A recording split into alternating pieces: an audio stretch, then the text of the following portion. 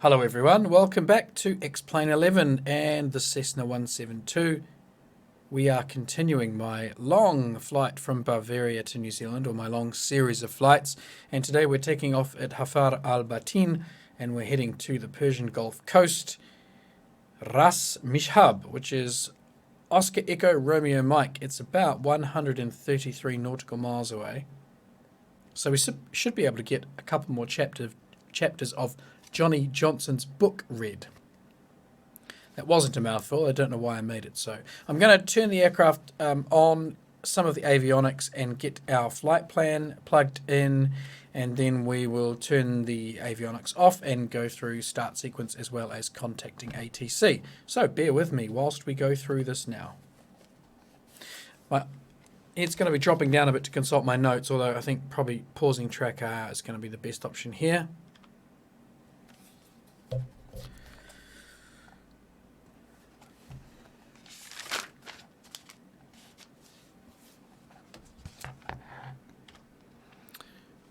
Right, let's get rid of that. We will go master battery on, avionics on. Everything is spooling up. I'll do a quick maintenance check.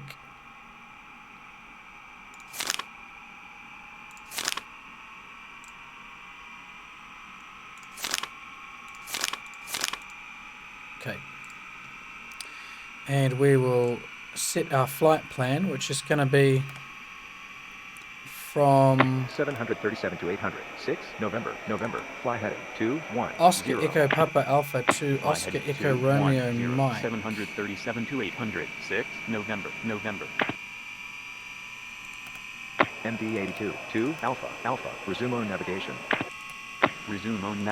MD82 2 Oscar. Alpha.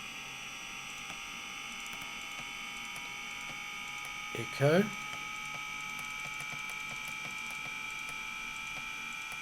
Romeo. 737 to 800. 6 November. Fly heading 170. Fly heading 170. 737 to 800. 6 November. Okay, so we're flying 132 on 092. Resume on navigation. 8 Papa Victor. Right, that's that set now. We should be able to turn everything off. I might submit a flight plan first.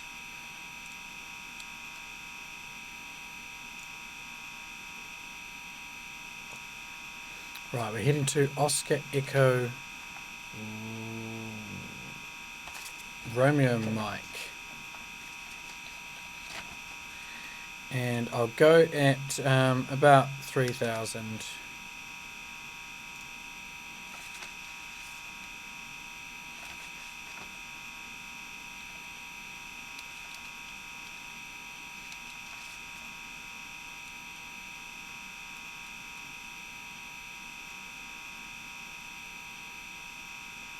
MD82 2 Alpha.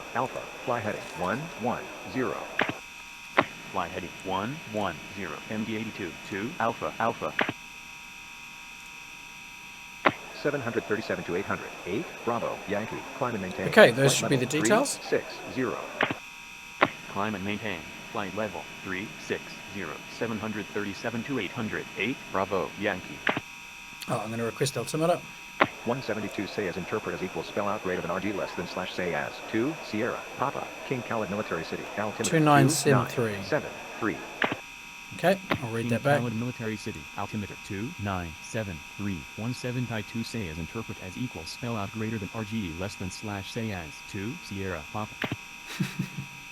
Okay, 2973. 737 to 800. 8 Bravo Yankee. Climb and maintain. Flight level 360. Climb and maintain. Flight level 360. 737 to 800. 8 Bravo Yankee. That's about MD82 2973 2 there. Alpha. Climb and maintain. Flight level 350. Climb and maintain. Flight level 3. Okay, we're going to turn the avionics off now. We should be set. Flight plan set. GPS is ready. So let's turn the avionics 2 off. Juliet Romeo. Fly heading 1.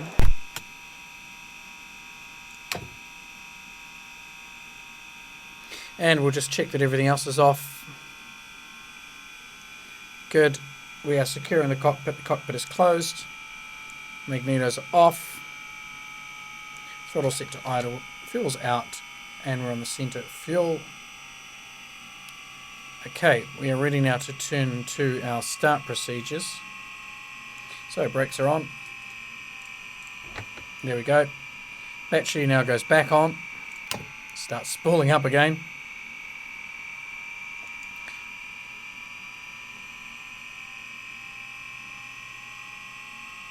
Alright, fuel pump. And enrich the mixture, wait for fuel flow. Yep, that's good.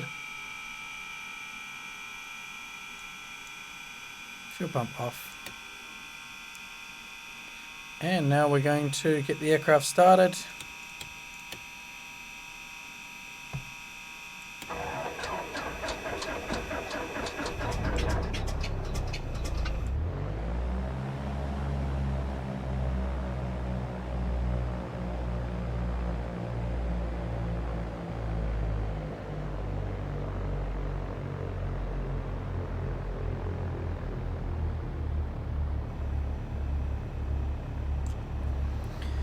Okay, I just flooded the engine a little bit there. It took me a second or two to get the aircraft started up, but we are good to go now. So we are at idle. I'll now turn the avionics on, and we'll turn the alternator on. So turn some lights on. We won't need the beacon, the pitot heat rather, and we won't need the fuel pump. Check the flaps are in the fully up position, which they are. Recheck the fuel. Good. Now, 2 Juliet Romeo, fly heading 2. brakes on. We're going to do the run-up checks. So let's go 1800 RPM. 102 Juliet Romeo.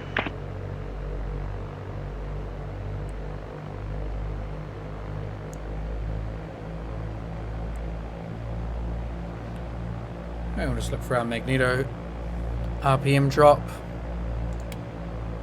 Good. SJX Vision 1 Charlie Victor, fly heading 1 Good. 0 0. Fly heading 100. SJX Vision 1 Charlie Victor. Good, we've got suction as well. Everything's looking good here. We're about to taxi then. Let's pull this back. It looks like we'll be taking off to the left there. Now this is an uncontrolled field. So we're going to just get airborne SJX Vision 1 and Charlie Victor, fly heading do everything in our own time here. 0. Fly heading 010. SJX Vision 1 Charlie Victor. So we've got SJX clearance Vision 1 Charlie Just Victor, gonna trim climb up. and maintain. Flight level 230. to neutral. Climb and maintain. Flight level 230. SJX Vision 1 Charlie Victor. And everything should be set here. We're going to head out on 059 apparently. I'm not sure I believe that. Desired track 356. Well, it's about there. 093 I think was the actual heading that we want. So that's the one we'll take. Brakes off. We'll start taxiing forward now. I have noticed SJX Vision still 1 that the Charlie Victor, ground fly handling heading is 060. not ideal still Fly in this heading 060. aircraft. SJX Vision 1 Charlie Victor. It's okay down at 1000 RPM, but if you go much above about 1100 RPM, it becomes very difficult to handle this aeroplane. Which also means when you're on your takeoff roll, it can be a bit tricky.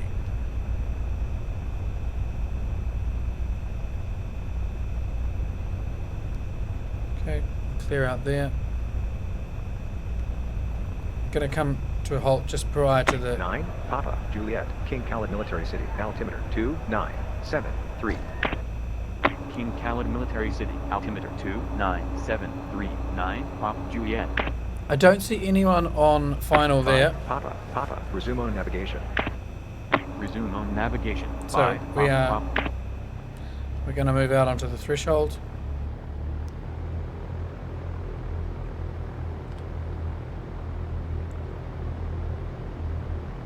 Two Juliet Romeo, resume on navigation. Resume on navigation to Juliet Romeo.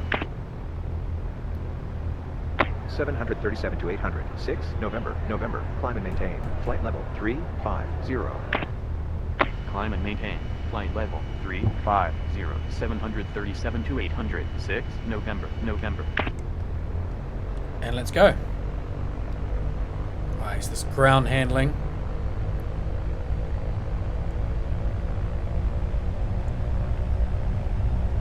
737 to 800. 6 November, November. Fly heading 070. Fly heading 070. 737 to 800. 6 November, November. 737 Okay, we're airborne. 6 November, November. Climb and maintain. Flight Positive level rate of climb, 350. good airspeed, flaps are still up. Climb and maintain. Engine Flight looks level good. 350. 737 to 800. 6 November, November. Engine's still running. 737 to 800. 6 November, November. Fly heading 360. Fly heading 360. 737 to 800. 6 November, November. Okay, good. Now I'm going to turn down the radios just a little bit in a second, because we don't really need to hear them so loud. It's going to pause everything just for a moment, so I wouldn't normally do this, but I think they're just a fraction loud. Let's go to the sound and we'll just bring the radios down to about 3/4. And we'll now turn on to our heading. 737 to 800. 6 November, November. Fly heading 360. Fly heading 360. 737 to 800. 6 November, November. MV82 2 Alpha, Alpha. Climb and maintain. Flight level 360. Climb and maintain. Flight level 360. MV82 2 Alpha, Alpha.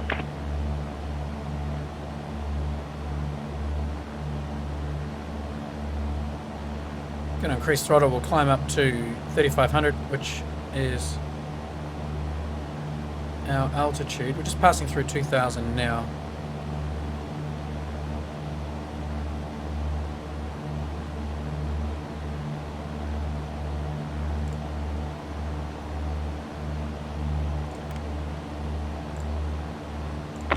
Juliet Romeo. Fly heading 200. Fly heading 2002 Juliet Romeo.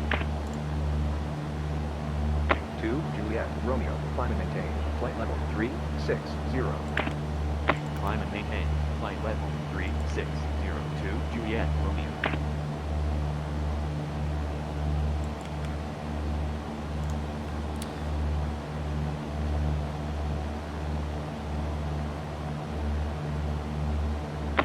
Juliet Romeo. Fly heading 290.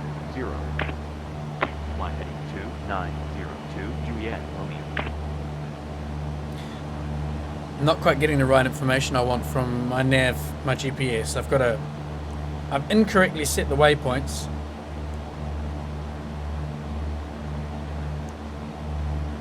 I'll have a look at trying to fix that in a moment. I'm actually not up to speed with using the GPS. I only used it, I think, for the last flight, and that was a few months back, and I've forgotten the details, so I need to just read up on that again. As long as I head out on the right track of about 093 degrees, we will make it to the airfield we're trying to get to. 737 to 800. 6 November, November. Fly heading 040. That's coming up 2,500 now. Fly heading 040. 737 to 800. 6 Bit more throttle. November. We're quite slow here. 5 X-ray Sierra King Khalid Military City. Altimeter 2973. King Khalid Military City. Altimeter 2973. 58 Baron. 5 X-ray Sierra. MD82 2 Alpha, Alpha. Climb and maintain. Flight level 360. Climb and maintain. Flight level 360. MD82. Okay, that's 3,000. Alpha, We'll level off here. MD82 2 Alpha, Alpha. Fly heading 020. I'm going to punch the autopilot. MD82 2 Alpha, Alpha. 5 Papa, Papa. King Khalid Military City. Altimeter 2973. King Khalid Military City. Altimeter 2973. 5 Papa, Papa. 2, Juliet, Romeo, fly heading 240. Fly heading 2. Okay, just going to keep an eye on the airplane here to make sure it hits and stays on altitude and heading. Do some quick checks as well while we're at it. I think my RPM's just climbing here. Let's pull that back. Okay, looking good. So let's just take a look at the... I want to head towards this one here, the second waypoint. 3 November, Echo, climb and maintain. Flight level I'm not quite sure how to tell it to move on to the next waypoint though. Maintain. Flight level 360, 737 to 800, 3 November, Echo. 737 to 800, 6 November, resume on navigation. Resume on navigation, 737 to 800, Oh wow. 6 November.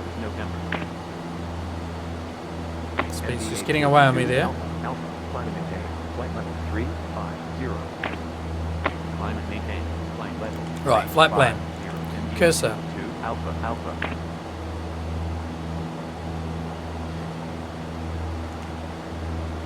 I could do it this way.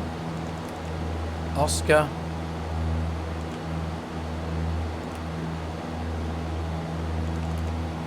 Echo.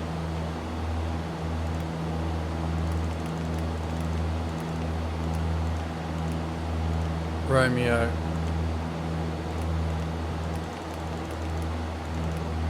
Mike.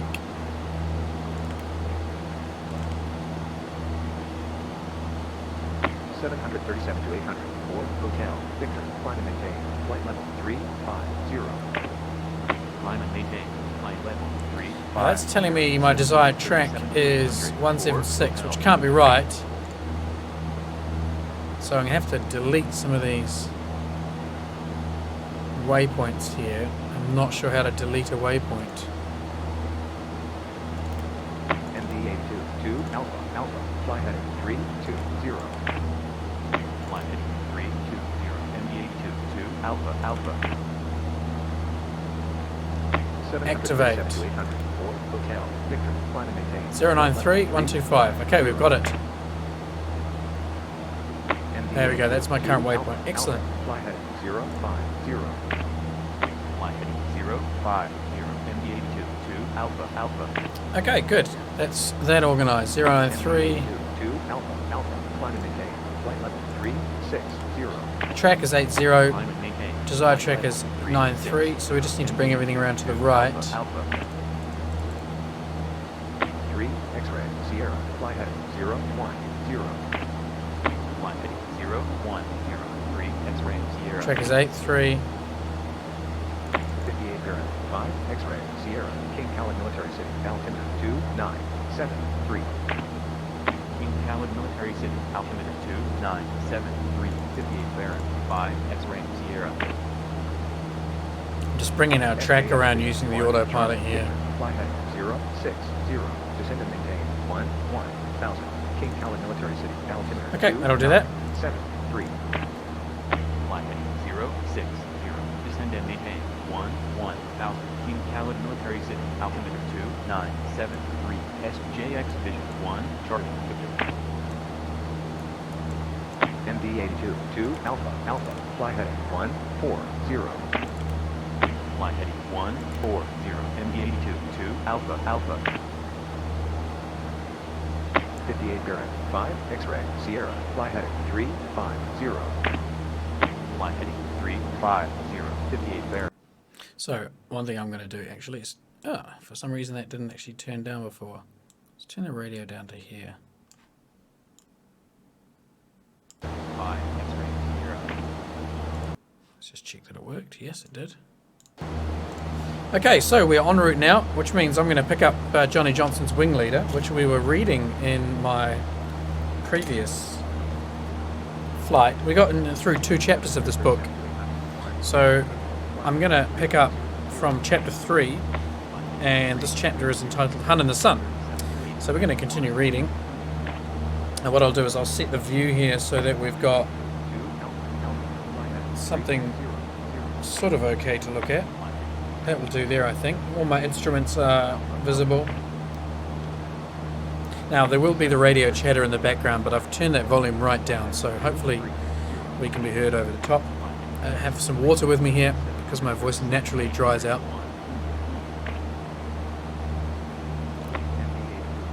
So here we go. At the end of the last chapter, we were just hearing about how Johnny Johnson had been posted to 19 Squadron at Duxford, and this chapter 3, Hunt in the Sun, begins his operational time at Duxford with 19 Squadron. So here we go. I met 2 other replacement pilots for 19 Squadron in the station adjutant's office at Duxford. We were told that the squadron operated from Falmouth, a satellite airfield 5 or 6 miles distant, and after completing the usual formalities, the 3 of us were driven out to our new unit. Falmouth proved to be a little more than a large grass meadow, and when we arrived, only 1 or 2 Spitfires were dispersed on the airfield. We learnt that the squadron had been scrambled half an hour previously. The nearest Spitfire looked different from those we had flown at Harwarden, and I walked across the grass for a closer inspection. I found that a radical change had been made, for although the Merlin engine and the airframe were the same, the usual 8 machine guns were replaced by 2 cannon. Several armourers were busy stripping and cleaning these weapons, and a young flying officer watched these proceedings and discussed various technicalities with a harassed-looking NCO. At an opportune moment, I introduced myself and said that I was a newcomer to the squadron. He replied in an offhand fashion and began a long discourse about the new weapon. They had received their first cannon Spitfires at the beginning of July and had been trying to iron out the bugs ever since. They were the guinea pigs of Fighter Command. Personally, he wished he'd never met the blank cannon. Now, I'm guessing the word fucking was in there when this book was first printed, but it's been censored out. I think this book was released in the 1950s or 60s, so they've censored out some of the harshest language.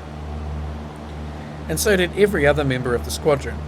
When they fired properly, they were very effective against enemy bombers, for they possessed greater hitting power, a higher muzzle velocity, and a longer range than the machine guns.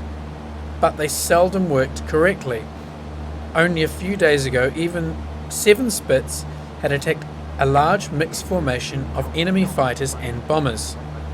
3 twin-engine Messerschmitt 110s were destroyed, but 6 of the Spits had cannon stoppages. Otherwise, more Huns would have been clobbered.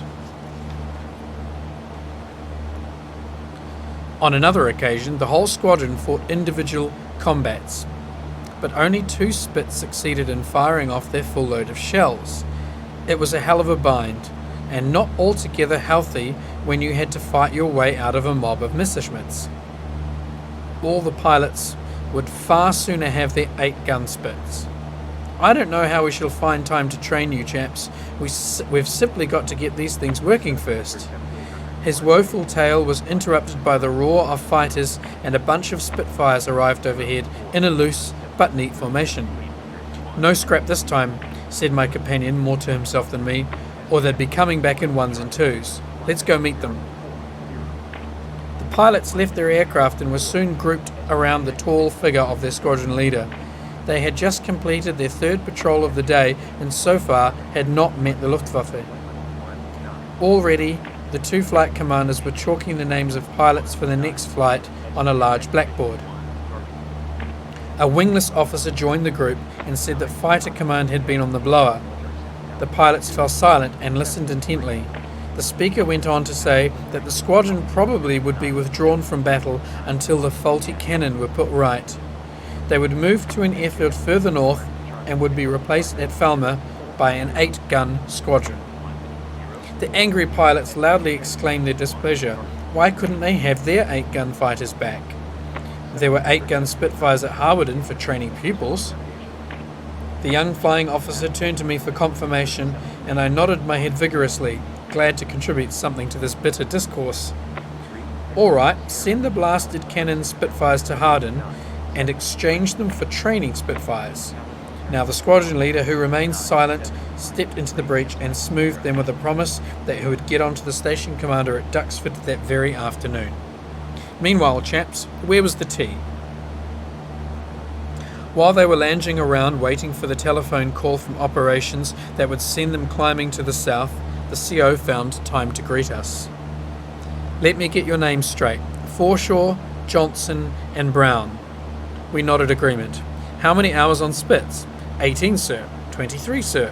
19, sir. We'll give you a few hours locally before we take you on ops. And we're having all this cannon trouble. Find a bed in the mess and come and see me tomorrow." Soon the scramble came and we watched the slender Spitfires when they tore across the airfield and rose into the early evening sky. They were to patrol Debden and in a few minutes might well be tangling with the high-flying Messerschmitts. We three newcomers made our way back to Duxford in a gloomy silence. On paper we were members of 19 Squadron, but a great gulf separated us from the handful of pilots who had disappeared into the infinite southern horizon. Over our dinner we worked out our campaign. After the meal, we would corner one or two of the experienced pilots, and over a pint of beer we would try to learn something from them. Our little ruse succeeded, and soon we were listening to graphic accounts of dogfights between Hurricane and Messerschmitt. Our new acquaintances were well qualified to speak with authority, for they were Czechs, who, after the fall of their own country, had fought their way across Europe and were now members of 310 Squadron. Fortunately for us, they were not so reticent as their British contemporaries, and soon we were with them, 5 miles high and breaking into Messerschmitt attacks which always seemed to streak out of the sun. At that time the Luftwaffe were coming across southern England in large mixed numbers of fighters and bombers. Their bombing targets were our fighter airfields. The enemy formations generally consisted of between 50 and 100 bombers, HE111s, Dornier 17s or Junkers 88s, escorted by gaggers of Messerschmitt 110s, twin-engine destroyers, and the single-engined Messerschmitt 109s. The ratio of escorting fighters to bombers was about 3 to 1, so that a bomber formation would often be accompanied by upwards of 200 Messerschmitt 110 and 109 fighters. The Czechs went on to say how their sturdy Hurricanes were slower and less manoeuvrable than the Spitfires. Ideally then, they should take on the heavy, slow Dornier and Heinkel, while the Spitfires had the high-flying Messerschmitts at bay. A good plan, yes, but so often it didn't work, for the Hurricanes were nearly always hammered by the 109s before they could get to the bombers. The 109, they glanced at each other quickly with a suggestion of apprehension. A good fighting aeroplane and with a better ceiling than either the Hurricane or the Messerschmitt, and very good guns in the Messerschmitt 109E, 2 20mm cannon mounted in the wings and 2 machine gun. Led by veterans of the Spanish Civil War who knew a thing or two, including the value of surprise and the tactical importance of height and sun. The 110 didn't give you any trouble. In fact, it was slower than the Hurricane and was of little account. As soon as they were bounced, the 110 pilots formed a defensive circle, but this was easy to break up, as long as the 109s weren't lurking above. The 109s, yes, you soon knew when they were about. I ordered another round of beer. But what about our tactics, we demanded. What sort of formation did we fly in? Line astern or line abreast? When they first joined the RAF, the Czechs were told that they had to practice a number of set-piece attacks devised by Fighter Command. The book laid down various techniques whereby fighters attacked the bombers from various positions, including dead astern, directly below an astern, and from a beam and ahead. Various formations were adopted by the fighters as they manoeuvred for the correct tactical position, and the leader gave several orders when they swung into precise, coordinated attack. These types of textbook attacks called for accurate flying and lots of time. Time. This was the key to the whole business, for the presence of the aggressive, hard-fitting 109s would not permit our fighters the time necessary to carry out the elaborate manoeuvres. Tactics therefore must be simple, surprise if possible, and a straight-in attack from the sun, always with your number 2 guarding your tail. Always keep your head turning. It takes about 4 seconds to shoot down a fighter, so look around every 3. Squadron formations varied from unit to unit. There was no set rule, and the squadron commander of a unit decided how his chaps should fly. In peacetime, the fighter squadrons had trained in their formations on the basic and well-known Vic of 3 aircraft. Some squadrons still operated in this fashion and went into battle in 4 Vics. Other squadrons had adopted a more open style, and the pilots flew in 3 sections, each containing 4 aircraft. The 4th aircraft flew in line astern and followed their leader, who weaved his aircraft laterally so that he could cover the blind spot to the rear. From immediately above, these 3 sections looked like 3 writhing snakes. The great fault with this formation, continued the Czechs, was that when the leaders weaved violently, the number 4s, the Taylor Charlies, had all their work cut out to stay in formation, and they had little time to look behind. And so the Taylor Charlies were often the first to be clobbered, especially as they were invariably the newest pilots. Had we heard of Douglas Bader, the legless pilot who commanded 242 Squadron? Most of his pilots were Canadians. Bader's squadron was based at Cotteshall in Norfolk, but he often brought his boys to operate from Duxford. The Czechs had heard Bader voice his strong opinions concerning the tactical value of large numbers of fighters. Bader had proposed that the 2 Duxford squadrons, 19 and 310, together with his own, should form a wing. He would lead from the bottom of the gaggle. 310 would fly up sun, some 2,000 feet higher, and 19 would guard the Hurricanes from a high down sun position. 36 fighters. Yes, they would like to fight like this. It would be far better than the nibbling attacks of today. The Czechs fell silent and finished their beer. They glanced at their watches. It was not yet 10 o'clock, but they were on at dawn and wanted bags of sleep. Abruptly, and with some discreet heel clicking, they withdrew from the anteroom. Just going to take some water now, as we are a good few pages into this chapter and my throat is somewhat parched.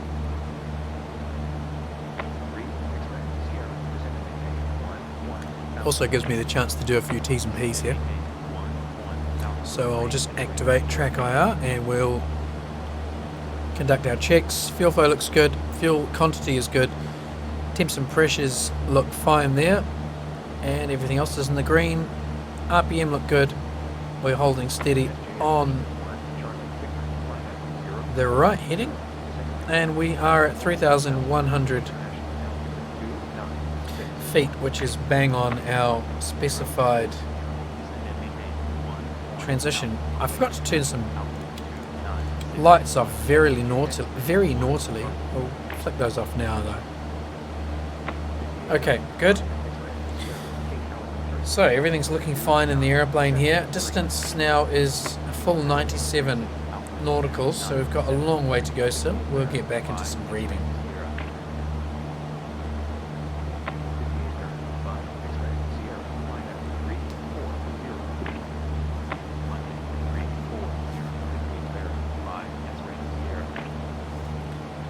After breakfast on the following morning, we drove out to Falmouth. The squadron was already engaging upwards of 60 bombers, escorted by 150 fighters high over North Weald. They dribbled back in 1s and 2s, and we listened to their accounts of the fight. 2 of the enemy were destroyed, and a further aircraft was severely damaged. It was the same unhappy story as before. Cannon stoppages again. Otherwise, more Huns would have been sent down. But there was some excellent news from Fighter Command. The Commander-in-Chief had decided that the cannon Spitfires were to be replaced by 8-gun fighters. These would arrive late that day, and the squadron was to be fully operational as soon as possible. This was not a major undertaking, but there were plenty of work for both the ground crews and the pilots. Squadron identification letters had to be painted on the Spitfires, radios to be recrystallised, guns to be tested if there was time, and the cannon Spitfires checked before they were flown away. 2 more days of this cloudless autumn dragged by, and I had not even got near the cockpit of a Spitfire. Once again I watched them scramble and the return some 40 minutes later when singly they swung into land. They had run into a bunch of bombers escorted by a strong force of Messerschmitts. Although the Spitfires were at a serious height disadvantage, the squadron leader had climbed B flight into the bombers, whilst A flight struggled into the sun to ward off the Messerschmitts. But the enemy fighters ignored the higher Spitfires and concentrated on heading off B flight before they could get to the bombers. 2 Spitfires were badly shot up and the squadron leader had not returned. Later that morning the squadron adjutant sent for us. "You chaps are to report to 616 Squadron at Cotteshall at once. They've just been pulled out of the front line and will have time to train their new pilots. It's probably the best thing. You can see what the form is here. We must have experienced pilots who can take their place in the squadron." The phone rang and the adjutant listened a few moments before he slowly replaced the receiver. They found the CO, probably dead when he crashed. For a moment we brooded. Well, good luck with 616. Once again we took to the trains and made our way to the airfield at Cotteshall in Norfolk. Soon we were ushered into the sparse office of the squadron commander and gave him brief details of our flying careers. Billy Burton was a short, well-knit young man of about my own age. He was a regular officer who, as a Cranwell cadet, had won the Sword of Honour in 1936. The war had brought him rapid promotion, but deservedly, for he was an outstanding product of the Cranwell system. Somewhat exacting in his demands, he was always full of vitality and enthusiasm. I liked him at first sight, and have never served under a better or more loyal officer. From the outset, he took us into his confidence. The squadron had a rough time at Kenley. They were only there a couple of weeks and lost quite a few chaps. They were pulled off the front line 2 days ago, and I was given the command. My job is to get it fully operational within the next few days, for we may go south at any time. Any questions? We remained silent. Right, continued the CO. You, Johnson, will fly with me in half an hour and we'll see what you're like. Wait for me in the car outside and I'll take you all down to dispersal. I tucked my Spitfire alongside the CO's starboard wing and together we climbed over the stubbles and broads of East Anglia. It was a perfect evening for flying. Unlimited visibility and not a tremor as our Spitfires swung through the sky. After a few easy turns in close formation, Burton tapped the back of his helmet and I slid into line astern position. Now the real business of the flight began. Fast power dives when the airspeed indicator registered well over 400 miles per hour. Then up into a soaring climb at full throttle, followed by a roll off the top of the loop. Slow rolls and barrel rolls, half rolls and dives, aileron turns and stall turns, and then a waggle of his wing and the signal to reform in line abreast formation. After about an hour of this we landed at Cotteshall, and although my right shoulder was painful, my spirits were high, because after the setbacks of the previous week, I felt I was making some progress. I fell into step beside the CO, who began to talk about tactics. Not bad, Johnson, not bad at all, but you'll have to keep a better lookout. You'll have to learn to keep that thick neck of yours turning. Look around all the time. Your life depends on spotting the 109s before they bounce you. It's no use simply looking at the sky. Learn to focus your eyes on a particular area and scan it thoroughly. Every time you fly, look for movement in the air and try to identify the type of aircraft you see. With practice, you'll find that you can improve your eyesight tremendously. We had reached the door of the dispersal hut, but the CO was not finished with me. He talked of the necessity for strict radio telephone discipline at all times, the difficulties of deflection shooting, and the technique of the killing shot from the line astern or the near line astern positions. The duty of the number 2, whose primary job was not to shoot down aircraft, but to see that the sky behind his leader was clear of enemy fighters. The importance of keeping a good battle formation and the tactical use of sun, cloud, and height.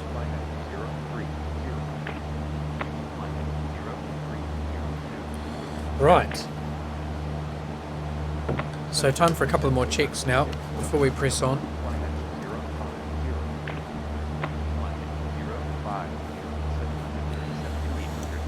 Let's have a wee look here. Make sure T's and P's are all fine, and we've got plenty of fuel in the tank. Everything there looks great. We're down to 85 nauticals.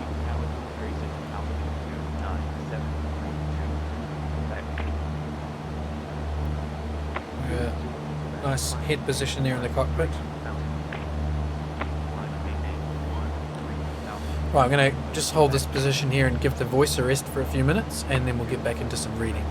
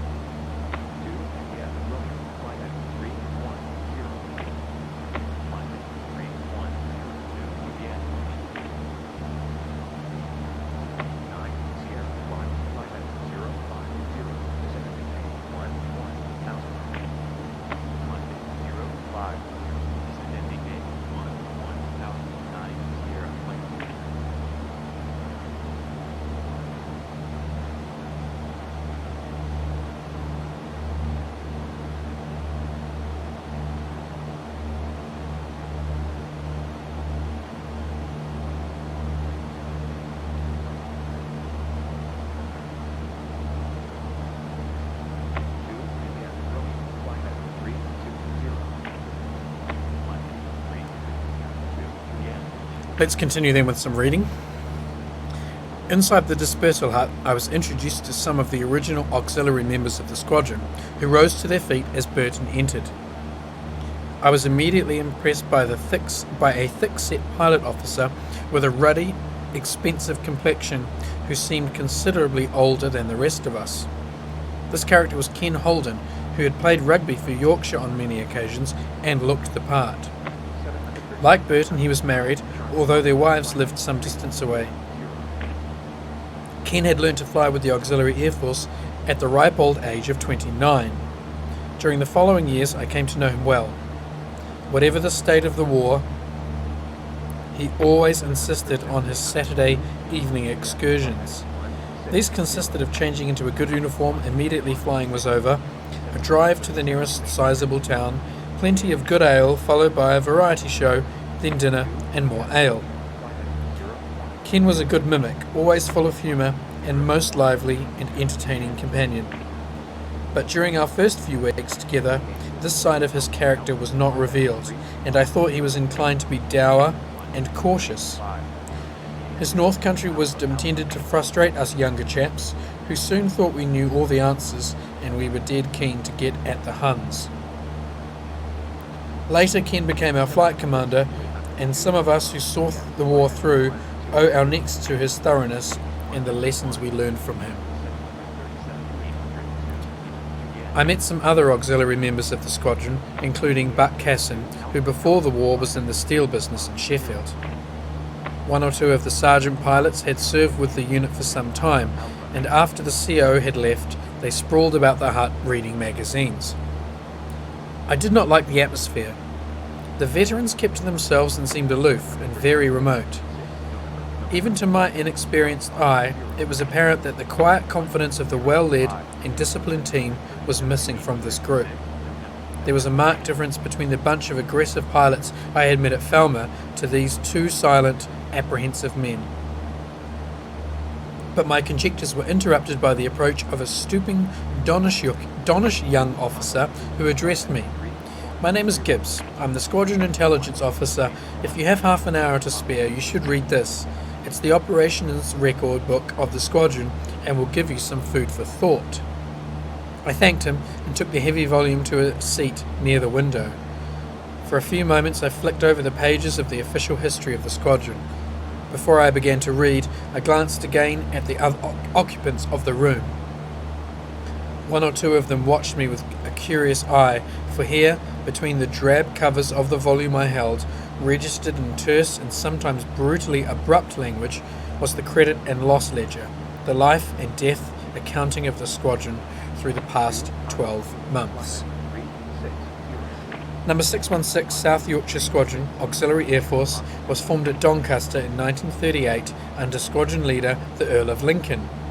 Some trained auxiliary pilots from local squadrons were transferred to 616 and other pilots were recruited locally, as were the great majority of the ground crews.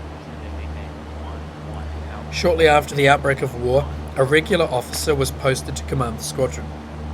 But he only remained a few months, and Billy Burton became the 4th CO in little more than 12 months. The young and relatively raw auxiliary pilots had never benefited from a continuous period of leadership and command. Just notice we're hitting a little turbulent air here, so I may need to take control of the aircraft. You can see the nose is bouncing around and just swaying from left to right, so we've just had some turbulence, but it seems okay for now, so we'll just carry on reading, keep an eye on it. During the winter of 1939, the Hawker Hinds and Avro Tutors were replaced by Spitfires, and the pilots first fired their guns in anger when they patrolled Dunkirk to help cover the evacuation of the BEF. During the withdrawal they operated from Rochford, but early in June they returned to the airfield in Yorkshire. They had quite a field day when the squadron intercepted a formation of about 50 Junkers 88s some 10 miles of Flamborough Head and destroyed 8 without loss to themselves. The long North Sea crossing flown by the enemy bombers was far beyond the range of the Messerschmitt 109s, and on this occasion the pilots found that the unescorted bombers were fairly easy game. In mid-August, the squadron was sent to Kenley, which together with Biggin Hill protected the eastern flank of London. In early September, they were withdrawn from the front line to Cotteshall, and during the previous 15-day period of fighting, 4 pilots were killed, 5 were wounded, and 1 became a prisoner of war. At Kenley, the commission of 1 officer was terminated, and another was posted away from the squadron. Of the original 22 pilots who made the journey south, only 8 flew back to Cotteshall, although some of the wounded pilots eventually rejoined the unit and fought again. No unit could continue in the face of such losses, and although the remaining pilots acquitted themselves well, it was inevitable that they should be withdrawn from the front to gather their strength and to train replacements. This was Billy Burton's task, to restore the confidence of the older members and with new arrivals weld the mixture into a fighting, aggressive team.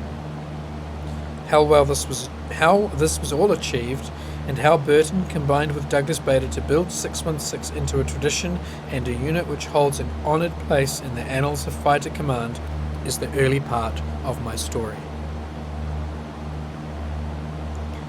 On the following Saturday, Burton walked into the dispersal hut after tea and said that the squadron readiness state could be reduced to one section of 2 aircraft.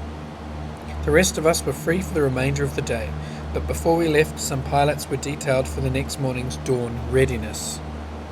After a bath and a quick change into a respectable uniform, a small party of pilots was soon jammed into an ancient car and bounced along the narrow, winding road which leads to Norwich. Some hours later, we were still wedged together in the crowded, stuffy bar of the Bell when a posse of service police stalked in and announced that all RAF personnel were to report back to their airfields at once. At Cotteshaw, we found that Alert Number 1, invasion imminent and probable within the next 12 hours, had been declared by the responsible authorities, and the defences were to be brought to the highest state of readiness. The scene in the mess could only be described as one of some confusion. Elderly officers mobilised for the duration darted about in various directions. Our own CO was nowhere to be seen, and we tried to get a coherent explanation of the situation. We soon heard half a dozen different versions, the most popular of which was that the invasion was underway and some enemy landings were expected on the east coast. Perhaps the CO and the flight commanders were already at our dispersal, and I left the anteroom to make a telephone call from the hall.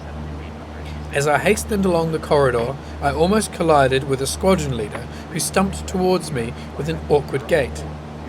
His vital eyes gave me a swift scrutiny at my pilot's brevet and the one thin ring of a pilot officer. "I say, old boy, what's all the flap about?" he exclaimed, legs apart and putting a match to his pipe. "I don't really know, sir," I replied, "but there are reports of enemy landings." The squadron leader pushed open the swing doors and stalked into the noisy, confused atmosphere of the anteroom.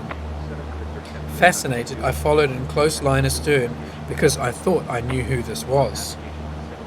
He took in the scene and then demanded in a loud voice and in choice, fruity language what all the panic was all about.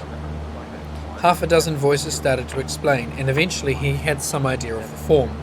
As he listened, his eyes swept around the room, lingered for a moment on us pilots, and established a private bond of fellowship between us. There was a moment's silence while he digested the news. "So, the bastards are coming. Bloody good show. Think of all those juicy targets on all those nice flat beaches. What shooting!" And he made a rude sound with his lips, which was meant to resemble a ripple of machine gun fire. The effect was immediate and extraordinary.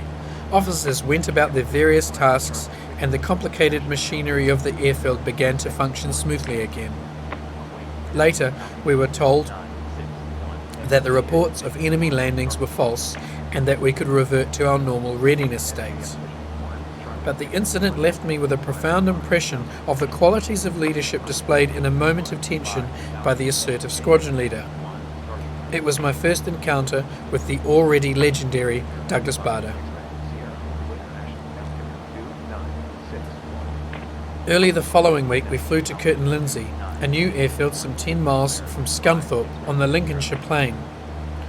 We were moving farther away from the air battle in the south, but we possessed only 5 or 6 experienced pilots, and as a squadron we were not yet ready for intensive operations. Sooner or later our turn would come, and personally I was grateful for this respite, for I had gained confidence and learned something of the tactical value on every flight. At Kirton Lindsay we were met and welcomed by the station commander, Stephen Hardy, who drove our CO and his flight commanders to the mess. Eventually we arrived there with our personal belongings. A dapper, bowing little man met us in the hall and introduced himself. He was Mr. Smith, mess steward, and late of the Majestic Hotel at Harrogate. Indeed, a few potted palm trees decorated the hall in tradition of the spas. I felt that perhaps a string orchestra playing softly in the background would have fitted the occasion. Our CO and the 2 flight commanders said Mr. Smith had already been conducted. Our CO and the 2 flight commanders, said Mr. Smith, had already been conducted to their rooms. Were any of us flight lieutenants or flying officers? No, we answered. We were all pilot officers. Mr. Smith looked distressed. He had a room for each of us, but only one possessed a wash basin with hot and cold water. Perhaps we could settle this delicate matter between ourselves. Ken picked up his bag and spoke to Mr. Smith. It was not a question of negotiation, but merely one of seniority, and the senior pilot officer took off in search of his wash basin. The CO took full advantage of these cloudless autumn days to keep us hard at it. More replacement, but inexperienced pilots arrived, and we built up to our quota of pilots. To the south, the squadrons of 11 group were meeting large, mixed numbers of German fighters and bombers, but we were not sent into these dangerous skies. For the moment, the squadron was held in reserve. Occasionally, a section of Spitfires was scrambled to investigate bogey aircraft over Lincolnshire and the North Sea, but these turned out to be friendly.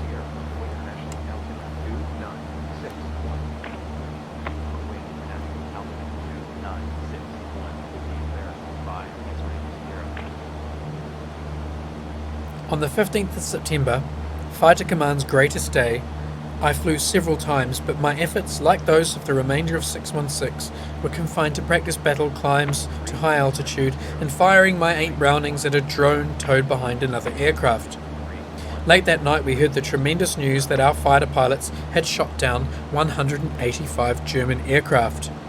This figure was, of course, subsequently reduced to 56 on the evidence of official German Air Ministry figures, which were made available after the war.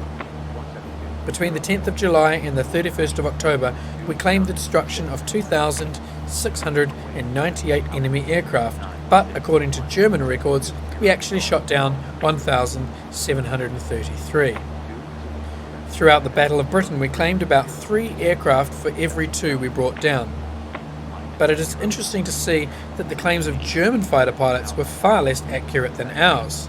During this period, they claimed no less than 3,058 RAF aircraft destroyed, but actual losses were just 915. The Germans claimed more than 3 victories for every aircraft they brought down. Why should there be such discrepancies between these claims of fighter pilots and the actual losses inflicted on the enemy? During the Battle of Britain, the hard-pressed intelligence officers had little time to sift and check the various claims. Our regulations prescribed that before an enemy aircraft could be claimed as destroyed, it must be seen to crash, or going down in flames, or one white parachute spilling out against or its pilot bailing out. But the burning wreck of one aircraft or one white parachute spilling out against the sky were often glimpsed by many pilots when they twisted and turned 5 miles high. Very few of our Spitfires and Hurricanes were fitted with the Cine cameras at this time, which again added to the difficulties of subsequent confirmation. And the pilots themselves were often flying and fighting too hard to be bothered with accurate and detailed combat reports. There can be no doubt that in the confused and intricate air fighting, many of our claims were duplicated, but, wisely, those in authority were not concerned with mere numbers, but with the greater issues of whether or not the Luftwaffe was being held at bay.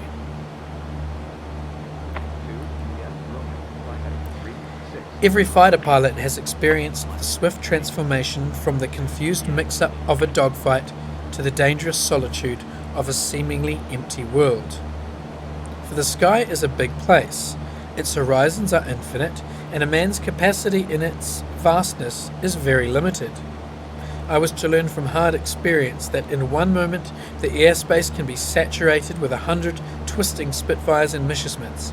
2 or 3 parachutes blossom open and drift towards the earth below.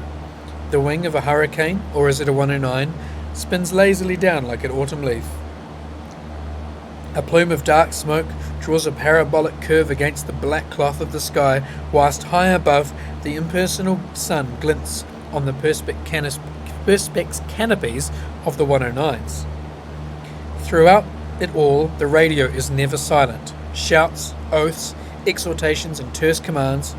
You single out an opponent, jockey for position, all clear behind. The bullets from your 8 guns go pumping into his belly. He begins to smoke, but the wicked tracer sparkles and flash over the top of your own cockpit, and you break into a tight turn. Now you have 2 enemies, the 109 on your tail, and the remorseless, ever-present opponent, G, the force of gravity. Over your shoulder, you can still see the ugly, questing snout of the 109. You tighten the turn. The spit protests and shudders, and when the blood drains from your eyes, you grey out. But you keep turning, for life itself is at stake. And now your blood feels like molten lead and runs from your head to your legs. You black out, and you ease the turn to recover in a grey, unreal world of spinning horizons. Cautiously, you climb into the sun.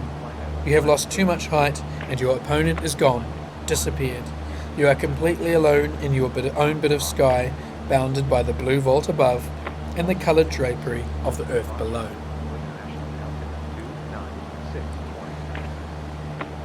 My right shoulder was causing me a great deal of anxiety.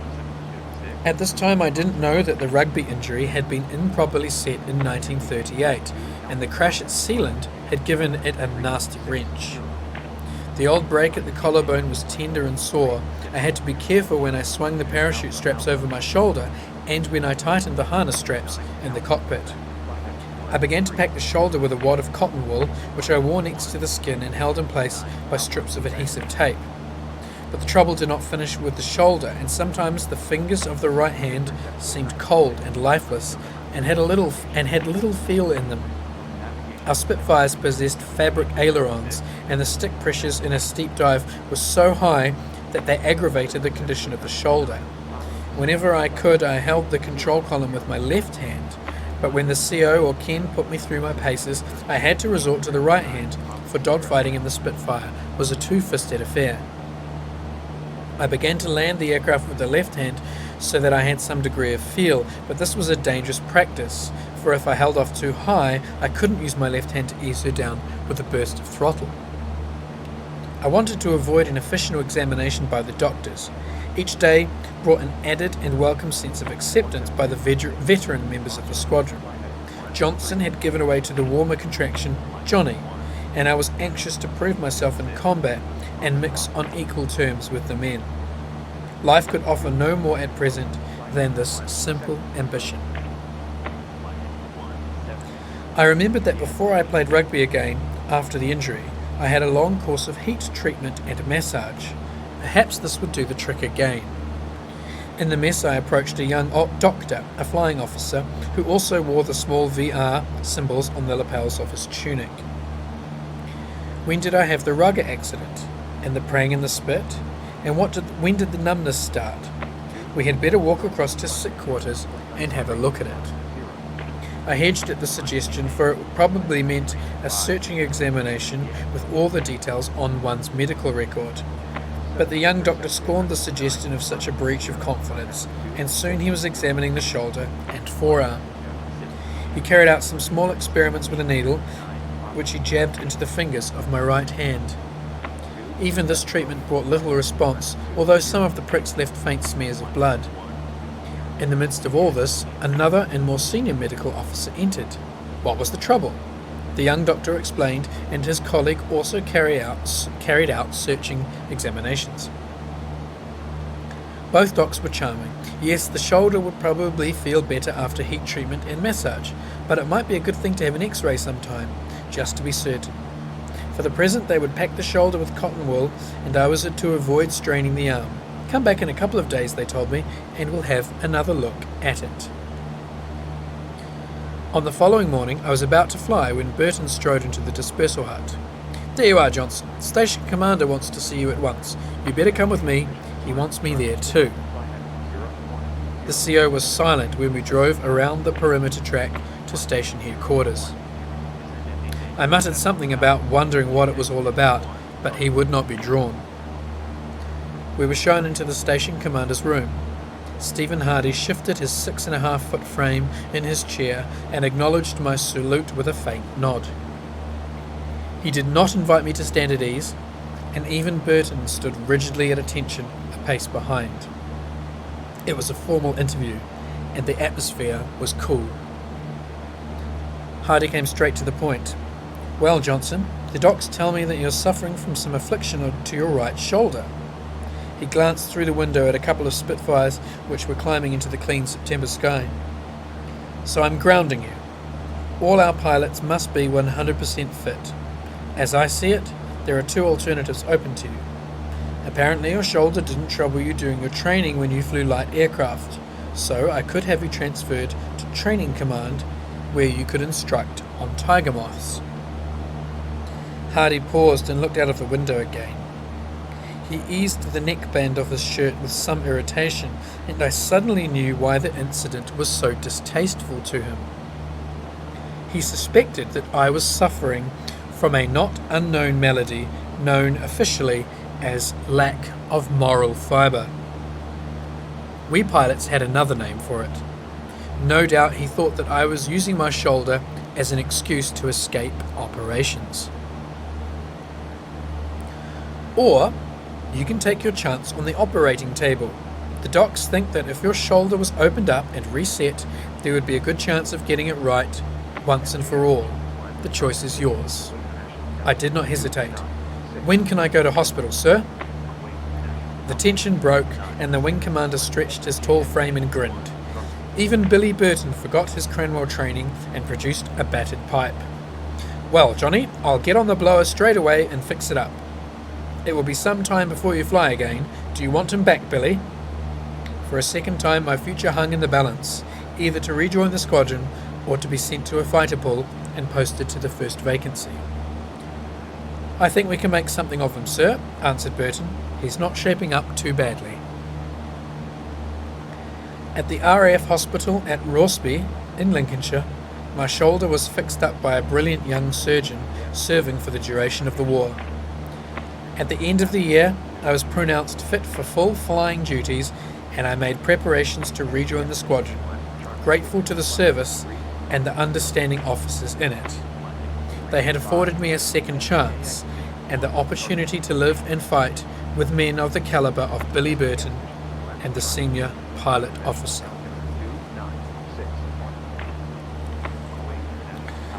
So that concludes Chapter 3 of Wing Leader by Johnny Johnson. We now have 39 nautical miles to go, about 1/4 of the flight. We might as well do some more checks, and it looks like we're down to about half tanks on the fuel. Just going to reset track IR there. There we are, approaching half fuel. Pretty balanced on both sides. I think we can afford to pump the airspeed.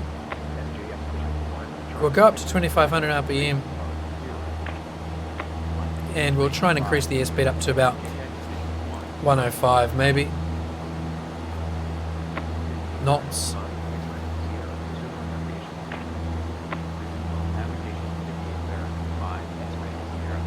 That's good, the aircraft's racing along now.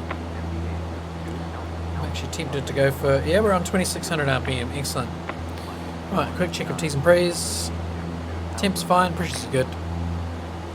Fuel flow is really going for it. Everything else is looking tally-ho, tickety-boo. Desired track is 094, current track is 92, so I'm just going to adjust course right to 2 degrees.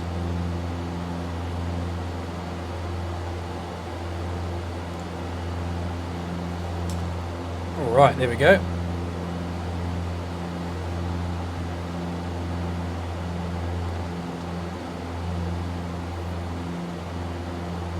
Now we are racing. Oh, RPM's just a little high.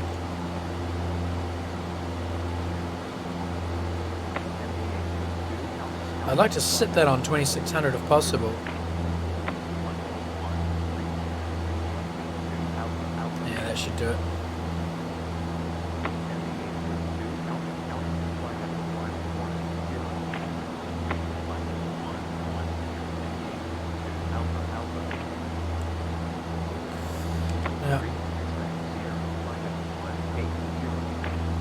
Oh, it says here we can request clearance.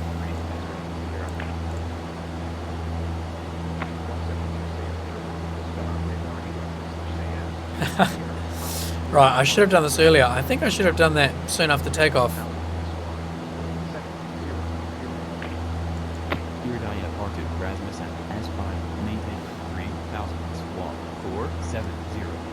17 by 2 say as interpreted. I know that Spell out ATC has been greater than changed RG somewhat less than since I slash last say as flew 2 Sierra Papa. Xplane, so I'm not entirely sure.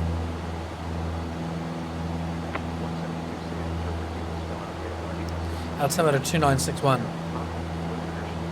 Okay, we are going to adjust the altimeter to 2961. Kuwait International altimeter 2961. So what do we got here? 29. Equals spell out greater than RG less than slash say as 2 Sierra Papa.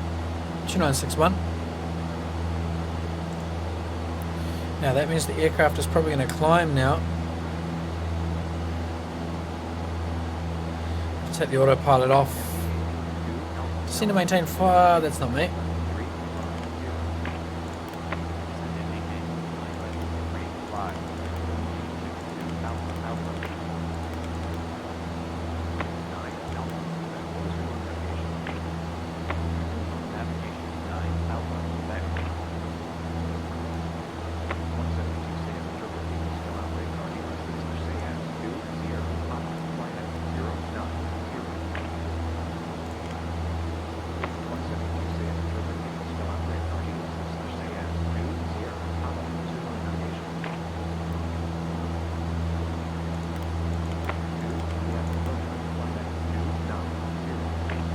This is interesting.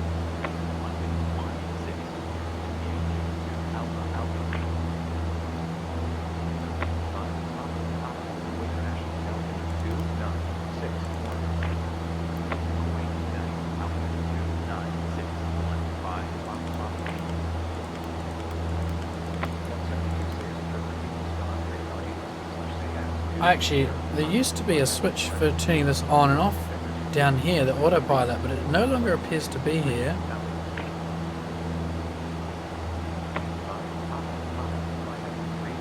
I don't want to get stuck on autopilot. I've got 29 nautical miles to go, so we're starting to think about closing in on the airfield. Flyer heading 100 Victor for visual approach runway 34, climb and maintain 3000. Okay, I've got to read that back. Fly 100. So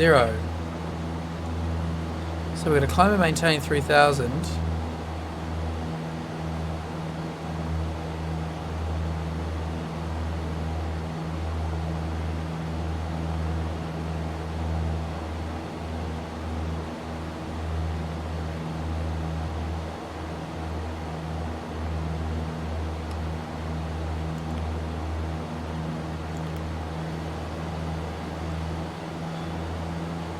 Oof.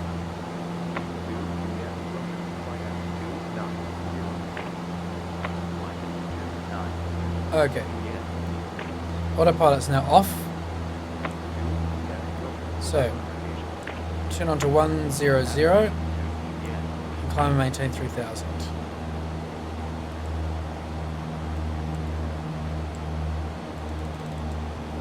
It's about there. Come left a bit. Okay, there's 3000. So let's go with heading and altitude.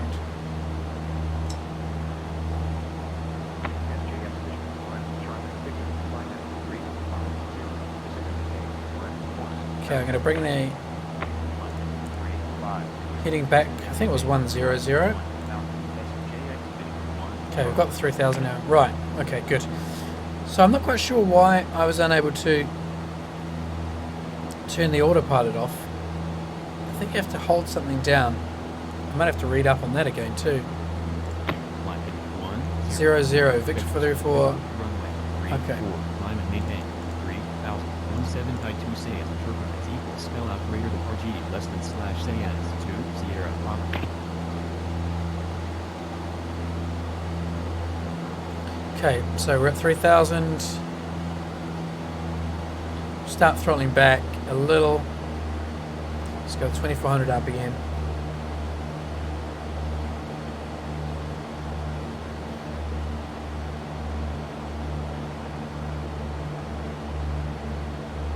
.24 out, and it looks like we're going on runway 34, so we're going to have to do a U-turn basically when we get to the airfield.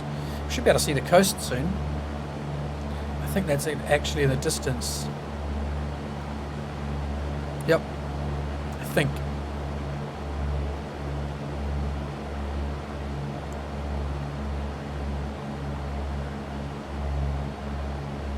Alright, I'm going to drop us down a little bit, I think. Now, let's check how we operate this autopilot.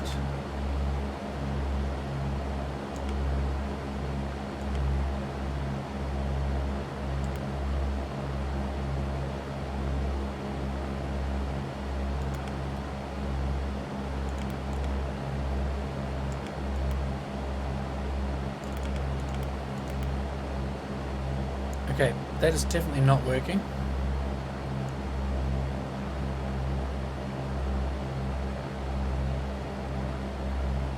So it might just be that full deflection on the control column will do it. Nope.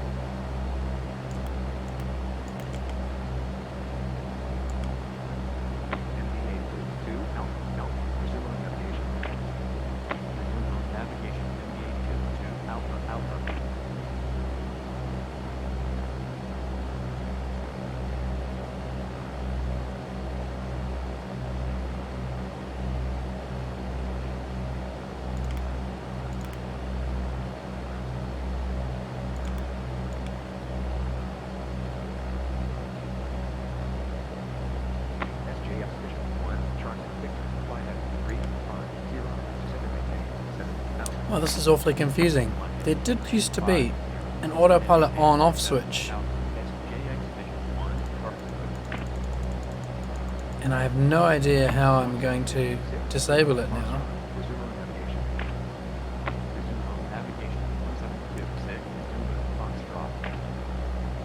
Which is a bit frustrating. We're just going to have to live with it, I think. 20 kilometers or 20 nautical miles out.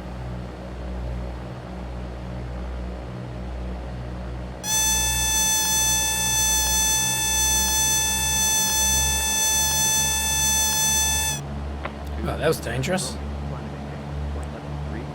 Nearly stalled. Good thing you have the stall alarm. Too busy trying to work out how to deal with this autopilot. And here I am, nearly stalling the airplane.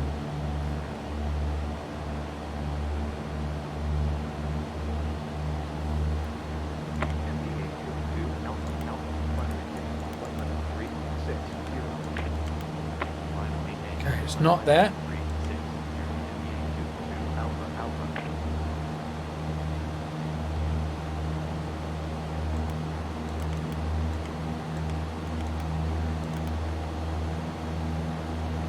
Now it sounds like we're getting too fast.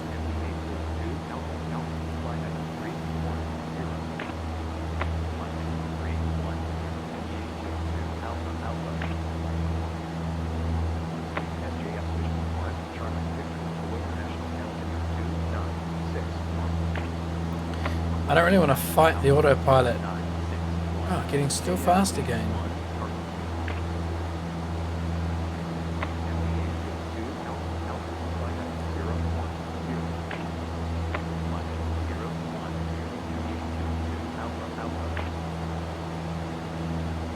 Yeah, I don't want to fight the autopilot all the way when we get to the airfield.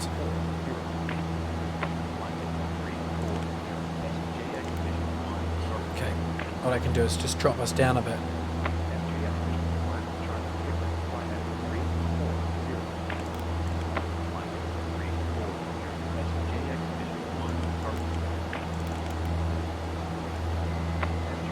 Ah, that's how you turn it off. Hit the trim. 16,000. So if you touch trim, it turns off the autopilot. Now I know. Again, what learned.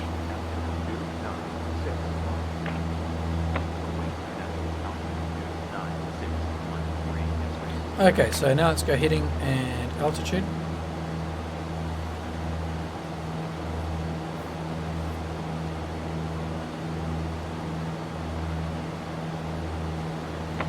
Alright, so I'm suddenly a lot more confident. So there used to be a button here for autopilot on off, but now you just manipulate one of the trims and it'll override the autopilot and turn it off. So the airfield should be pretty much long 12. I don't have visual yet. I'll just enable track IR so we can start looking around. We're finally getting to the Gulf Coast.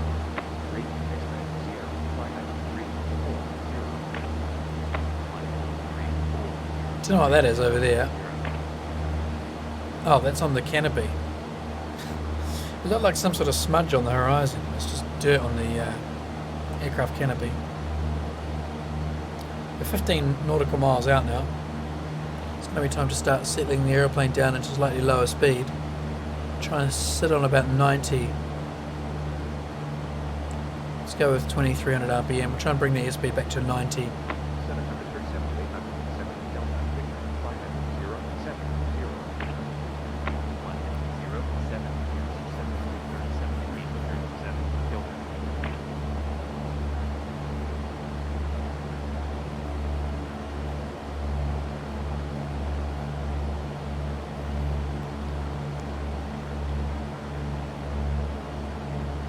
Track's 103, so let's come a couple left.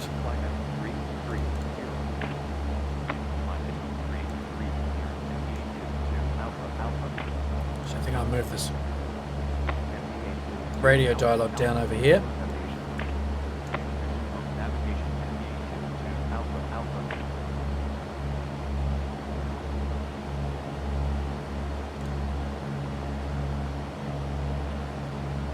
Now desired track is 9.5. We're going to be landing on 3.4. So it looks like it's going to send us around the back of the airfield and then we're going to land back in the direction we're currently flying. On the opposite of the direction we're currently flying. The airfield is probably over there. Yeah, I think that's it there. It looks like it, maybe. 12 nautical miles away. Not far off.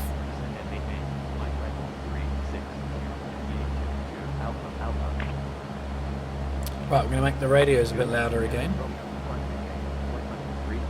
It's a shame I can't do this on the fly. I have to quit out. Climb and maintain flight level 3502 Juliet Romeo.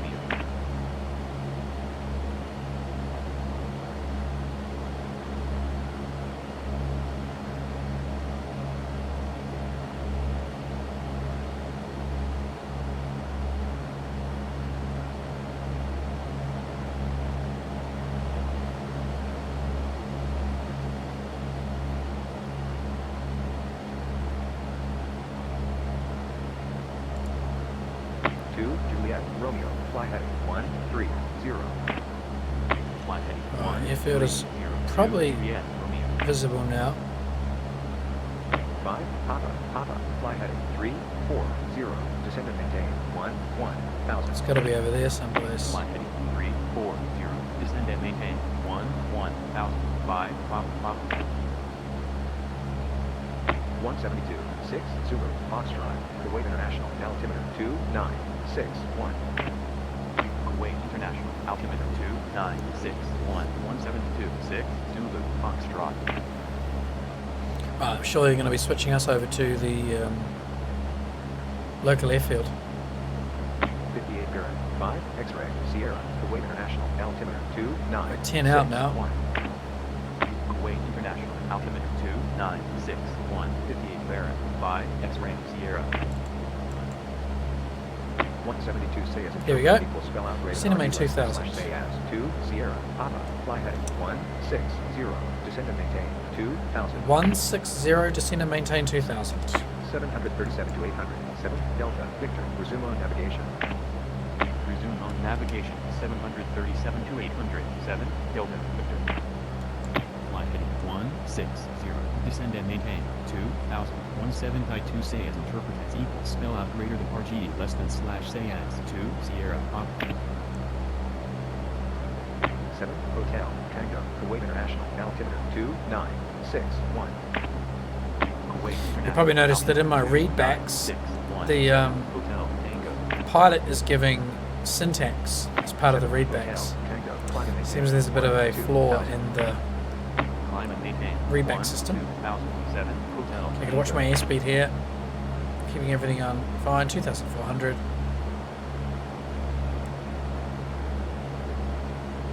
Flying 160 thereabouts. 2,300. 5 X-ray Sierra. Fly heading 040. Fly heading 040. 58 Baron. 5 X-ray Sierra. 7 Hotel Tango. Fly heading 330. Fly heading 330. 7 Hotel Tango. 58 Baron. 5 X-ray Sierra. Fly heading That's 2,000. 310. Fly heading 310. 58 Baron. 5 X-ray Sierra. 7 Hotel Tango. Fly heading 330. Fly heading 330. 7 Hotel Tango. Okay, autopilot back on. MD82 2 Alpha Alpha. Fly heading 10. So we should be hitting 160. 100. MD82 2 Alpha Alpha. 2,000. SJX Vision 1 Charlie Victor. Fly heading 340. Descend and maintain 1000.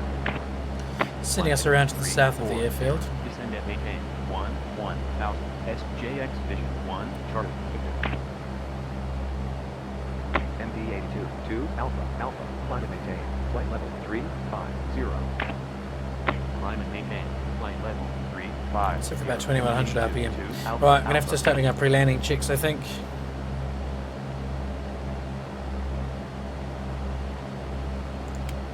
Taxi, fuel flow's good. Plenty of fuel. Flaps are in the up position still. Turning our external lights on. Fuel pump on, in case we need. 58 Buren 5 X-ray Sierra. Fly heading 280. Fly heading 280. 58 Baron. 5 X-ray Sierra. Okay, altitude's good, just a few feet low, heading on 160. Fly heading 06. So we're going to get called into turn to the left very shortly. MD82 2 Alpha Alpha. Probably returning when desired track hits.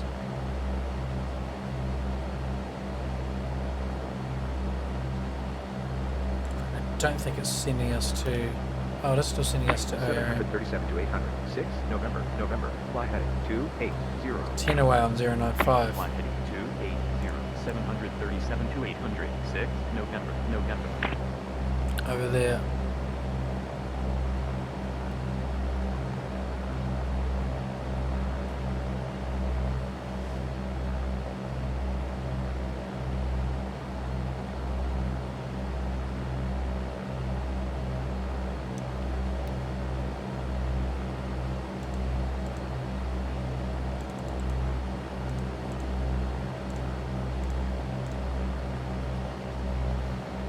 Let's put the temperature in real measurements. None of this Fahrenheit business. 737 to 800. 6 November. Right, take a Fly quick heading sip of 3, water while 3, this is moving along. Fly heading 330. 737 to 800. 6 November. 737 to 800. 2 November. Sierra. Fly heading 280. So I think this was the longest flight I have to do in this entire series, except for maybe some sea crossings. Hopefully we'll have a few short leg hops over the next few flights as we go down the Gulf Coast.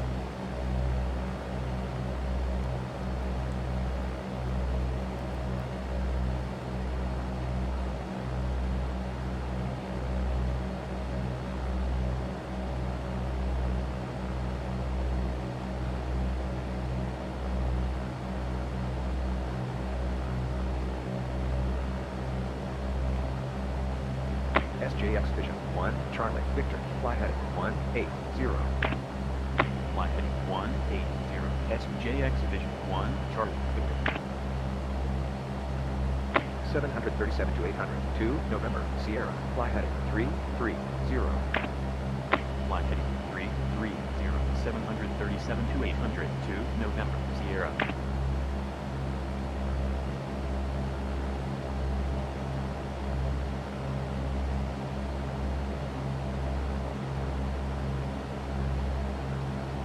SJX Vision 1, Charlie, Victor, descend and maintain, flight level 230. Descend and maintain, flight level 230. SJX Vision 1, Charlie, Victor. SJX Vision 1, Charlie, Victor, fly heading 140. Fly heading 140. SJX Vision 1, Charlie, Victor. 2 Juliet, Romeo, fly heading 280. Fly heading 280. 2 Juliet, Romeo. 58 Baron, 5 X-ray, Sierra, fly heading 010. Fly heading 010. 58 Baron, 5 X-ray, Sierra. SJX Vision 1, Charlie, Victor, descend and maintain, flight level 230. Descend and maintain, flight level 230. SJX Vision 1, Charlie, Victor. 737 to 800, 6 November, resume on navigation. Resume on navigation, 737 to 800, 6 November. 2 Juliet, Romeo, climb and maintain, flight level 360. Climb and maintain, flight level 360. 2 Juliet, Romeo.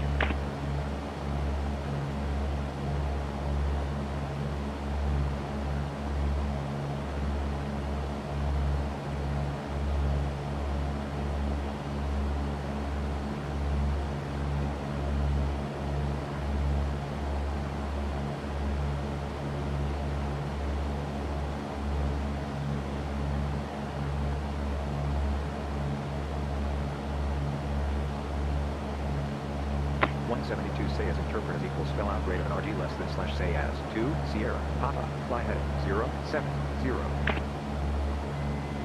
Fly heading 070. 17 high 2 say as interpret as equals spell out greater than RG less than slash say as 2. Okay, we're turning on to 070. We need to maintain our altitude here.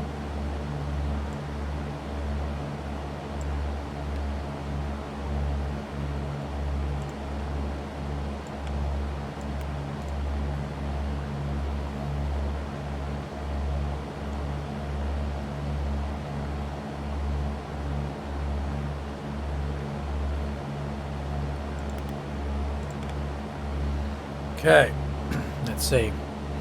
Come left 3 or 4. We managed to hold our altitude. Airspeed looks good. It looks like they're swinging us around to the south. So we won't be long on this heading, I think, and then we'll go north onto 3-4, which is our landing heading.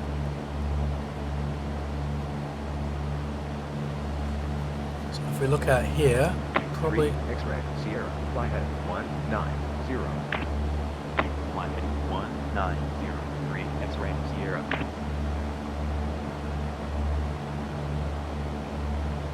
Just trying to see where this airfield's going to be. Ooh, ooh, ooh. 3 X-ray, Could be anywhere, really. International altimeter 2961. Kuwait International altimeter 29613. X-ray, Sierra.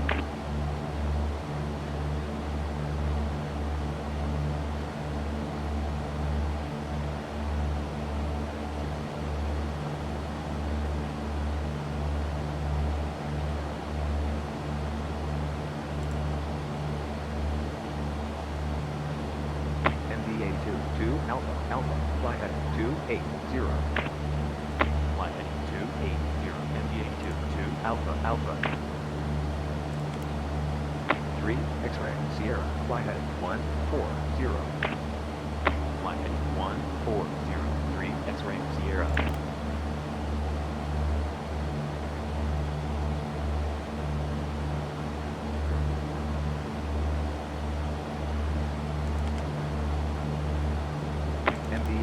2 Alpha, Alpha, climb and maintain, flight level 360. Climb and maintain, flight level 360, MD82, 2 Alpha, Alpha.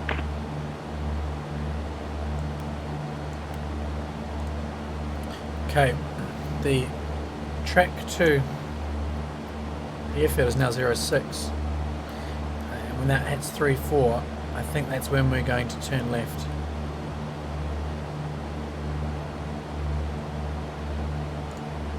MD82, 2 Alpha, Alpha, climb and maintain, flight level 360. Climb and maintain, flight level 360, MD82, 2 Alpha, Alpha. Yeah, 01 now.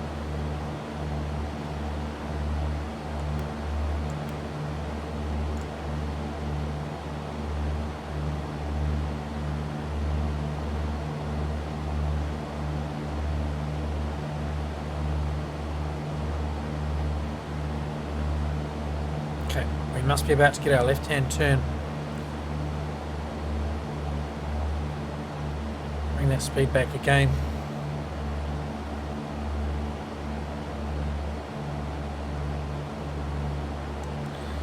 And SJX vision. 3-4 is going to be that way actually. Resume on navigation, SJX Vision 1, Charlie. It's going to be fun finding this airfield. 3-4 is just behind my left wing. So over there somewhere. 737 to 800, 6 November, November, fly heading 050. Flight heading 050. Oh, well, we'll find out soon enough. 800, 6 November, November. 2 Juliet, Romeo, climb and maintain, flight level 350. Climb and maintain, flight level 350. 2 Juliet, Romeo. 737 to 800, 6 November, November, fly heading 100. Flight heading 100. 737 to 800, 6 November, November. 348. 172 6. Here we go. Interpret as Turning equals spell out 01 less than slash say as 010. Papa, fly heading 010. Okay, 010. Flight heading 010. 172 say as interpret as equals spell out greater than RG less than slash say as 2 Sierra Papa. 010.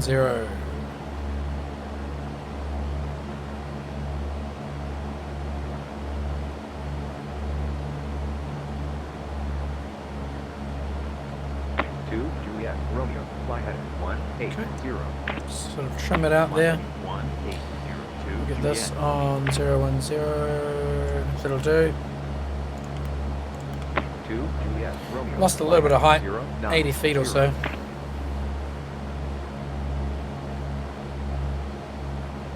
7 Alpha, Hotel, fly heading 190.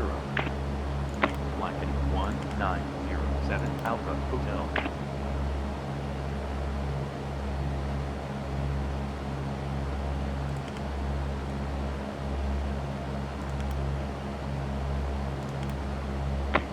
Alpha, Hotel, Kuwait International, altimeter 2961.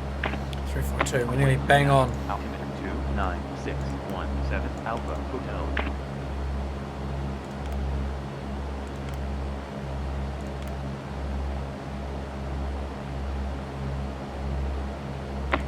Alpha, Hotel, fly heading 140. 341. Flight heading 1407 Alpha Hotel. Okay, we're going to get a left turn in just a second. 2 Juliet, Romeo, climb and maintain, flight level 360. Just organise myself here. Climb and maintain, flight level 360. In the cockpit. 2 Juliet Romeo. 172 say as Here we go, interpreted, 3-4. RG less than slash say as 2 Sierra, Papa, fly heading 340. Report the field at sight. Flight heading 340. Okay. Field site 17. Autopilot off, turn on to 3-4. Spell out greater than RG less than slash say as 2 Sierra Papa. Here we are, coming up on 3-4, right about there. 737 to 800, 6 November, November, fly heading 060. Okay, let's try it out. Flight heading 0. Maintain our altitude. 737 to 800. 6 Let's go with November, altitude November. there. Bring the heading around onto 172 say as interpret as equals spell out greater than RG less than slash say as 2 Sierra Papa fly heading Fly 0, 101, 0, Victor 3 approach, runway 34, descend and maintain 3, 2000. descend and maintain Okay. 2000.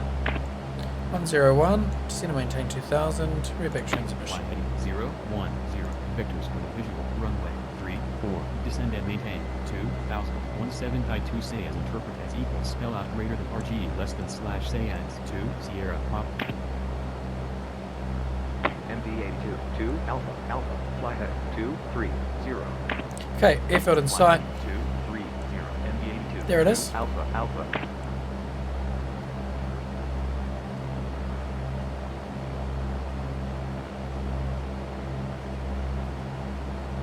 MD82 2 Alpha Alpha fly heading 280. Flight heading 280. MD82 2 Alpha Alpha. MD82 2 Alpha Alpha climb and maintain flight level 360. Turning on now. Climb and maintain. Flight level 360. MD82 2 Alpha Alpha. 172 say as interpret as equals spell out greater than RG less Okay. than slash say as 2 Sierra Papa fly heading 340. Report the field at sight. Flight heading 340. There it is, dead ahead. 1792 say as interpret as equals spell out greater than RG less than slash say. I love it how I read out all the Sierra Papa. syntax in the code. 1792 say as interpret as equals spell out greater than RG less than slash say as 2 Sierra Papa. 172 say as interpret as equals spell out greater than RG less than slash say as 2 Sierra Papa clear visual approach runway 34. You're leaving my airspace. Radar service terminated. Clear Good. visual approach runway 34. 1792. Okay, we're going to visual approach now. Spell out Let's greater check than everything's RG fine less here. than All my slash lights say are as on. 2 Sierra Papa. There's the airfield. 1 Charlie Victor descend and maintain 1000 Kuwait International altimeter 2961. Descend and maintain 1000 Kuwait International altimeter 296. Okay, I'm gonna bring the throttle back. 1 Charlie Victor. 3 X-ray Sierra resume on navigation. Resume on navigation 3 X-ray Sierra. Alright, let's get rid of that. 8 Quebec Romeo fly heading 190. Flight heading 1908 Quebec Romeo. 172 8 November Victor fly heading 340. Flight heading 340 172 8 November Victor. 8 Go with 1800 Romeo, RPM. Kuwait International altimeter 2961. Kuwait International altimeter 29618 Quebec Romeo. And I'll soon bring the flap down first 8 notch. Quebec Romeo fly heading 140. Flight heading 1408 Okay, Quebec first notch of Romeo. flap can go now. 172 8 November Up Victor, comes the Kuwait nose. International altimeter 2961. Rest that with a bit of trim. A little bit of Kuwait power on. International altimeter 2961. Second notch of flap. 8 November Victor. Good, flaps are 2 notches 7 down. Alpha Hotel resume on navigation. Getting slow, so I'll put some power on. Resume on navigation 7 Alpha Hotel. Okay, this is good. 60 knots approach, nice and slow. Heading 340. Flight heading 340 172 8 November Victor.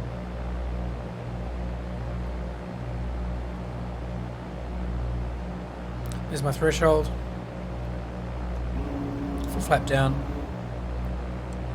SJX Vision 1 Charlie. Trim the nose into Fly position. heading Bit more 340. power. Flight heading 340 SJX Vision 1 Okay, Charlie. RPM's at 2000. Got a good little approach happening here. 737 Just a bit more to speed would be 801. good. Bravo Foxtrot fly heading 160. Flight heading 160 737 to 800 1 Bravo Foxtrot. SJX Vision 1 Charlie Victor descend and maintain flight level 180. Descend and maintain flight level 1. Got a city over here. SJX Oh, village. Vision 1 Charlie Victor. SJX Vision 1 Charlie Victor fly heading 340. Flight heading 340 SJX Vision 1 Charlie Victor. 737 to 800. 1, Bravo, Foxtrot. Fly heading 100. Fly heading 100. 737 to 800. Cool, airspeed's been really Bravo, nice, Foxtrot. sitting on 60 the whole way down. We're not as steep as we've been in previous flights. This is a much better approach angle on final than I've had previously. I'm in such a habit of coming in with far too much height and too steep an angle, but this is nice. Feels like we're bang on the threshold here. 737 to 800. 1, Bravo, Foxtrot. Fly heading 100. Fly heading 1. I can actually give it a little bit of juice here. 737 to Got our 800. windsock any place? Bravo, Yeah, Foxtrot. just a little bit of a crosswind from right to left, but pretty minimal. 737 to 800. 6, November. Fly heading 270. Yeah, you can see we're just crabbing right ever so slightly. 737 to And 800. just drop this 6, down. November, Still November. dropping in at 60. We'll just apply a little left rudder at the last minute. Try and get us lined up a bit more central. Still flying it down. Just raise the nose wheel. We'll try and get all three. Tricycle onto the ground, bit more power. Let's try and fly it on. There we go. I think we just touched the left side first 2, Juliet, Romeo. Climb and maintain. there, but Flight it was okay. 50. Climb and maintain. Flight level 3. The flaps up. 2, Juliet, Romeo. Good. 737 to And 800. we're just rolling it out now. November. Fly heading 320. Fly heading 320. 737 to 800. Just look 6, for an exit. November. I don't see one. Sit on 1200 RPM.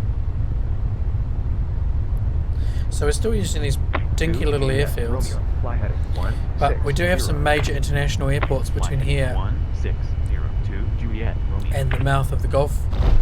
So we will actually get the opportunity to land at some big fields. 09. There's a bit more traffic coming up Flight and some heading 09, flights soon. 02 Juliet, Romeo.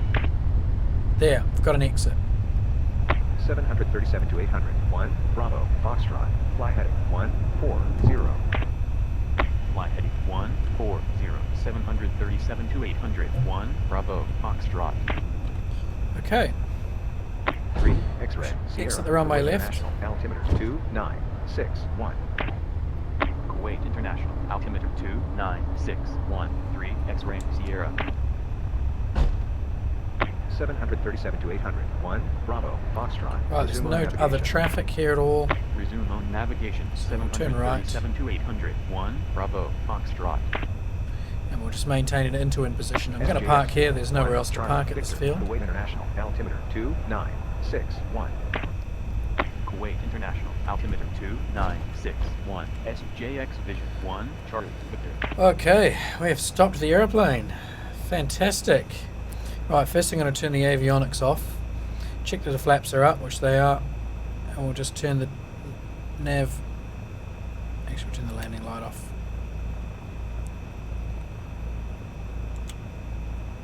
Taxi light can stay on for now. Radios, thanks for doing a job today. You've done great. Okay, all the radios are now off. Which means now we can pull the mixture, shut the airplane down. Brakes on and mixture.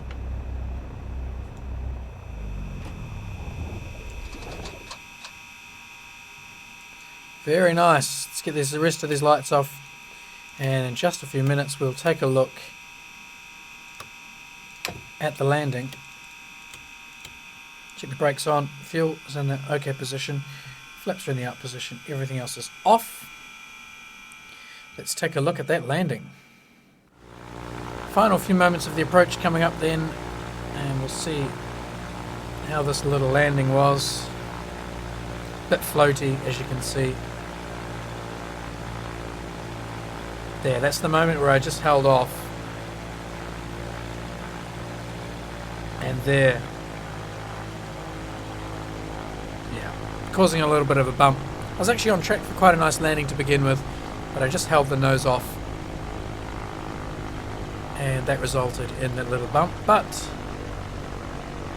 Nothing uncomfortable, and another leg is complete.